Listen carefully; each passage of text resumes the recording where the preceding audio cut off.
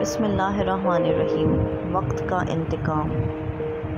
مغل بادشاہ شاہجہاں کے پاس ایک ترک غلام تھا۔ وہ بادشاہ کو پانی پلانے پر تعینات تھا۔ سارا دن پیالہ اور صراحی اٹھا کر تخت کے پاس کھڑا رہتا تھا۔ بادشاہ اس کی طرف دیکھتا تھا تو وہ فوراً پیالہ بھر کر پیش کر دیتا تھا۔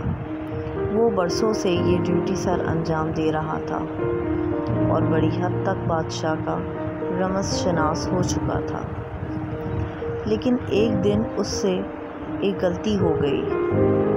بادشاہ کو پیالہ پیش کیا، بادشاہ گھونٹ بھرنے لگا تو شاہی پیالے کا ایک کنارہ چھڑا ہوا تھا اور ٹوٹے ہوئے پیالے میں پانی پینا ہندوستان کے بادشاہ کی توہین تھی۔ بادشاہ نے پیالہ غصے کے مارے نیچے دے مارا اور غلام کو 20 کوڑے لگانے کی سزا سنائی۔ بادشاہ کا آخری حکم تھا تو غلام کو بھی کوڑے لگ گئے اور وہ ڈیوٹی سے بھی فارغ ہو گیا۔ وقت بدلا، دور بدلا۔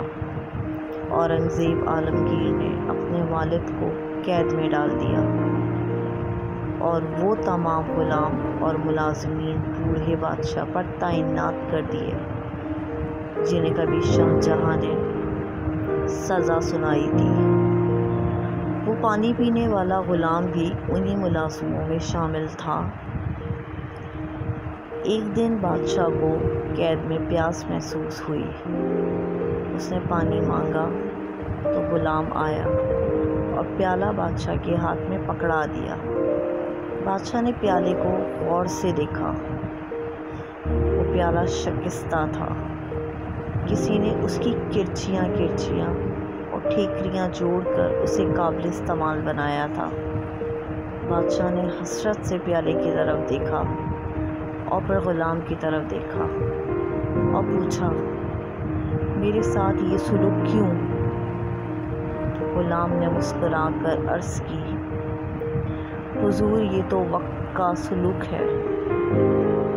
یہ وہی پیالہ ہے جس کا ایک کونا چھڑنے پر آپ نے اس میں پانی پینے سے انکار کر دیا تھا اور اسے زمین پر مار کر توڑ دیا تھا۔